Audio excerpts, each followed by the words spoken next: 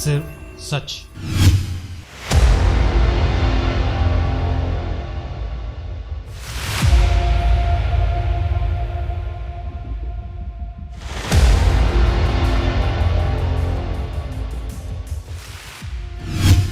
भारत सहित समूचे विश्व में 9वां अंतर्राष्ट्रीय योग दिवस जबरदस्त उत्साह और उमंग से मनाया गया।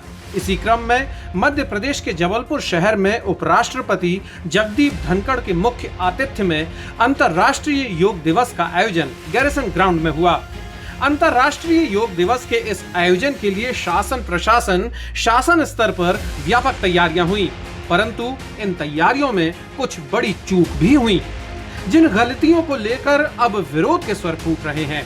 भाजपा की राज्यसभा सदस्य सुमित्रा वाल्मीकि ने जहां आमंत्रण पत्र में अपना नाम ना होने की शिकायत मुख्यमंत्री और भाजपा प्रदेशाध्यक्ष से की है, वहीं कांग्रेस के राज्यसभा सदस्य विवेक तनखा ने भी कार्यक्रम को भाजपामय बनाने का आरोप लगाया है। एक कलेक्टर महोदय का रवैया जो है, जिस तरह से प्रोटोकॉल निभाना चाहिए, उस प्रोटोकॉल को यदि वो नहीं निभा रहे हैं तो प्रशासनिक स्तर पर मुझे ये लग रहा है कि आप जिस स्तर पर प्रशासन में बिठाया जाता कलेक्टर, माननीय मुख्यमंत्री जी ने यहाँ भेजा है, तो आपको सभी को लेके चलना है, सभी के साथ समान दृष्टि रखना है, और प्रोटोकॉल यदि नहीं निभाते हैं तो ये घोर लापरवाही है इनकी। इसलिए मैंने नाराजगी व्यक्त की सीएम साहब से। इतना ही नहीं, आमंत्रण पत्र में एक केंद्रीय मंत्री का नाम भी गलत प्रिंट होने की चर्चा है। कांग्रेस के राज्यसभा सदस्य विवेक तनखा ने ट्वीट कर आरोप लगाया है कि प्रशासन ने इस पुनीत अवसर को बीजेपी का इवेंट बना दिया। उन्होंने लिखा है कि 21 जून अंतर्राष्ट्रीय योग दिवस, योग प्रथा भारत का गर्व है।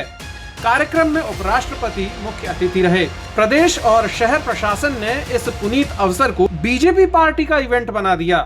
यही नहीं, शहर के प्रथम नागरिक महापौर को भी कार्यक्रम से किनारे रखा गया। आप एक तरफ एक वर्ग की बात करते हैं और कहते हैं कि देखिए हमने इस वर्ग की मातृशक्ति को हमने राज्यसभा सांसद बनाया। बनाने के बाद लगातार आप उनका अपमान करते हैं, एक बार, दो बार, तीन बार।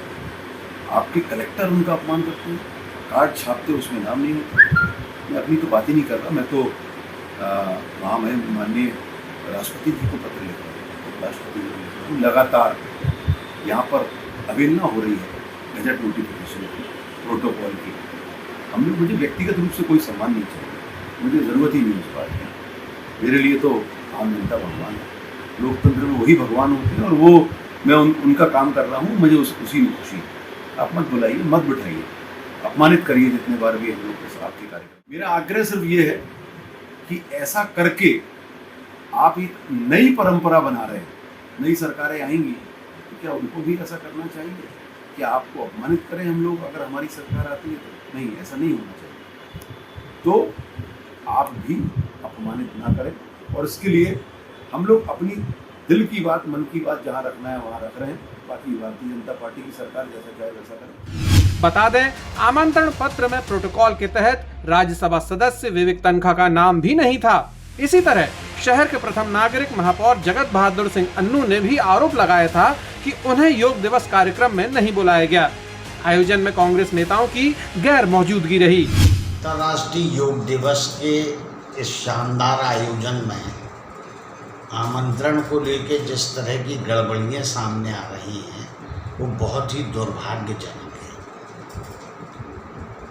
राज्यसभा के 2 सांसद इस शहर से हैं, और दोनों का नाम ना निमंत्रण पत्र में छापा, ना उनको विधिवत बुलाया गया।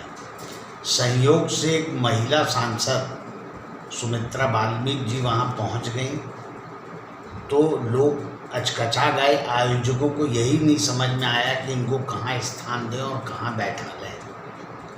वो तो अच्छा हुआ मुख्यमंत्री का ध्यान गया और उन्होंने उनके लिए कुर्सी बुलवा के उनको स्पेस दिया कि आप यहाँ पर बैठिए। इस पूरी गड़बड़ी के लिए अब किसको, प्रशासन को दोषी ठहराया जाए या राज्य सरकार से जो सचिव स्तर के अधिकारी आए थे और केंद्र सरकार के जो सचिव स्तर के अधिकारी थे उन्होंने गड़बड़ी की है या किसी राजनीतिक प्रतिद्वंदी की गड़बड़ी है, ये अभी कहा नहीं जा सकता। ये तो एक तरह से जांच का विषय हो गया और ये बड़ी गलती हो गई। दूसरे, जबलपुर शहर के महापौर जो इस शहर का प्रथम नागरिक है, उसको उस कार्यक्रम में नहीं बुलवाया गया आपने। तो क्या ये इसको केवल एक पार्टी के लिए सीमित करने का कार्यक्रम था या प्रधानमंत्री का बहुत महत्वाकांक्षी कार्यक्रम है जिसको लेके पूरी दुनिया में डंका पीटा जाता है कि योग जो है भारत की देन है, भारत की धरोहर है, और उसमें आप आमंत्रण में और लोगों को बुलाने में इस तरह से कोताही और राजनीति करेंगे तो ये तो कार्यक्रम और छोटा होता चला जाएगा। बहुत दुर्भाग्यजनक है। कार्यक्रम समाप्ति के बाद ये सारी बातें राजनीतिक गलियारों में सुर्खियां बनी हुई हैं। जिला प्रशासन एक तरफ अपने सफल आयोजन को लेकर अपनी पीठ थपथपा रहा है, तो वहीं लोग अब इनकी कमियां भी गिना रहे हैं। सवाल अब ये भी उठता है कि जिले में अंतर्राष्ट्रीय स्तर के इस आयोजन में जो गलतियां सामने आई हैं, अब इसका ठीकरा किस पर फूटता है? जिला प्रशासन स्तर तक सीमित रहता है या फिर भोपाल तक पहुंचता है?